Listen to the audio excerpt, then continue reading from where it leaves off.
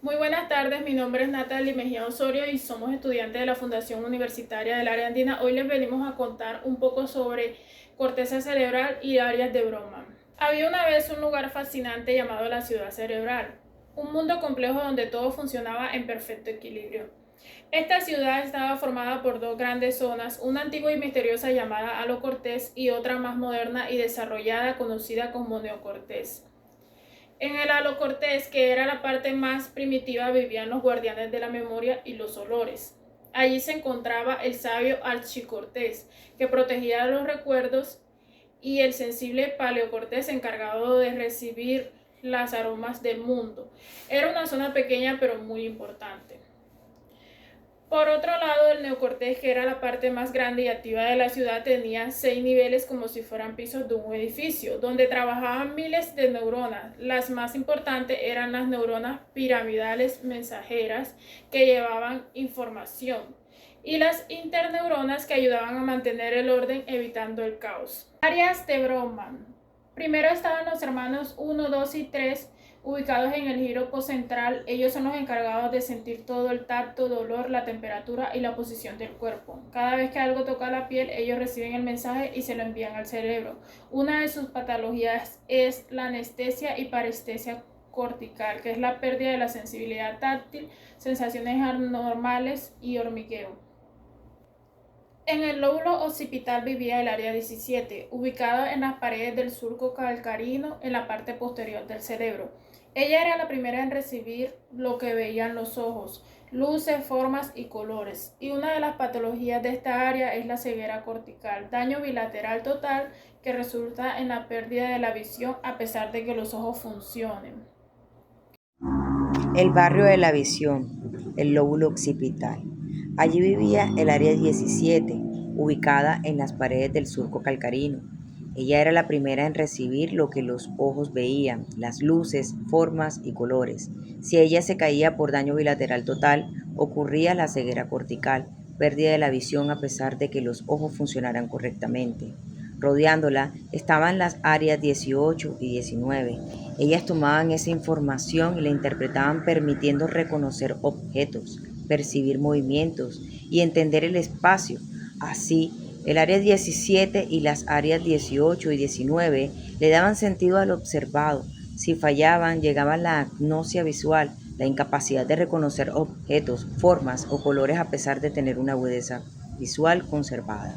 El barrio del poder, el lóbulo frontal, pero la ciudad cerebral era más grande. Justo al frente, gobernando desde el norte, estaba el lóbulo frontal, el barrio del poder y las decisiones, para que nadie se perdiera. El cartógrafo más famoso de la ciudad, un sabio llamado Corbin Brodmann, había recorrido cada calle. Años atrás, él dividió toda la corteza en 52 distritos, según el tipo de neuronas que vivían allí. El distrito más famoso del lóbulo frontal vivían dos jefes. Primero estaba el área 6, el gran estratega. No movía ni un dedo, pero planificaba todo. Organizaba cada paso para amarrarse los zapatos o escribir. Cuando este distrito sufría un apagón, la ciudad entraba en apraxia. Los ciudadanos tenían fuerza, pero no sabían coordinar los pasos. Luego, la estratega le pasaba el plano final al área 4, la corteza motora primaria.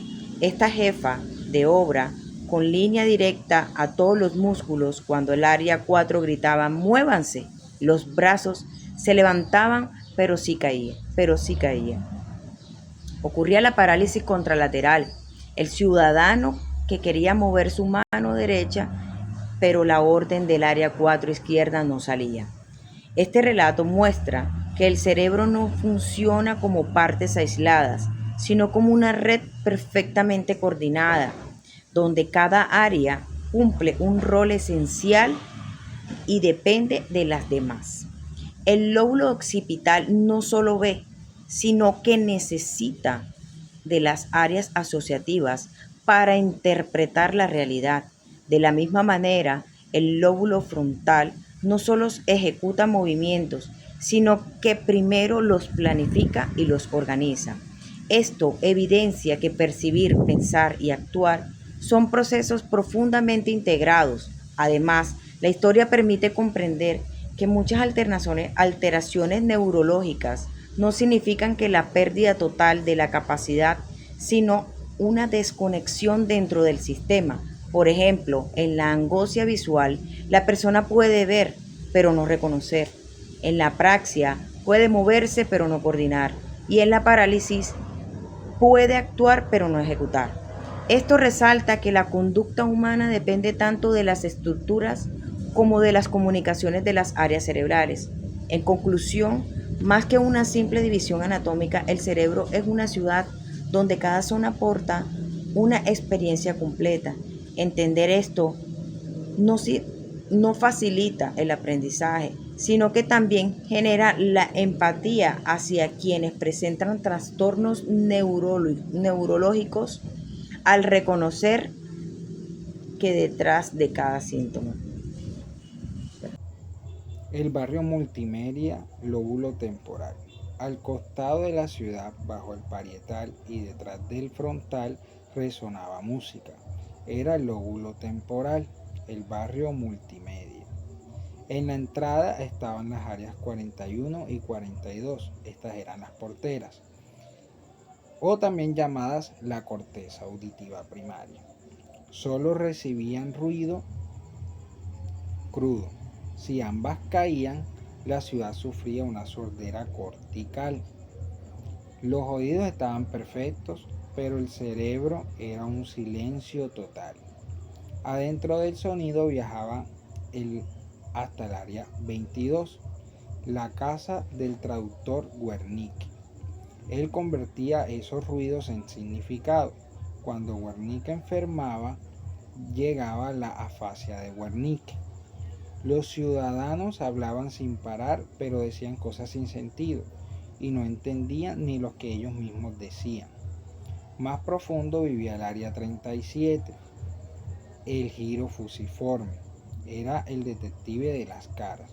Si ella fallaba, ocurría la prosoponosonía, es decir, veía ojos, nariz y boca, pero no conectaba que eran su mamá o que era mamá. El equilibrio de la ciudad. Así funciona la ciudad. El área 17 veía una taza. La 18 y la 19 le daban forma. La 20 y la 21 del temporal le decían, eso es una taza. Y el área 6 frontal planificaba cómo agarrarla. Y el área 4 ejecutaba ese movimiento. Mientras el área 22 entendía si alguien te decía, cuidado, está caliente, y el área 38 te hacía recordar que hace 6 años te quemaste con una igual, los ciudadanos entendieron algo. El parietal sentía, el occipital veía, el frontal actuaba y el temporal escuchaba, pero también recordaba. Pero ninguno servía solo.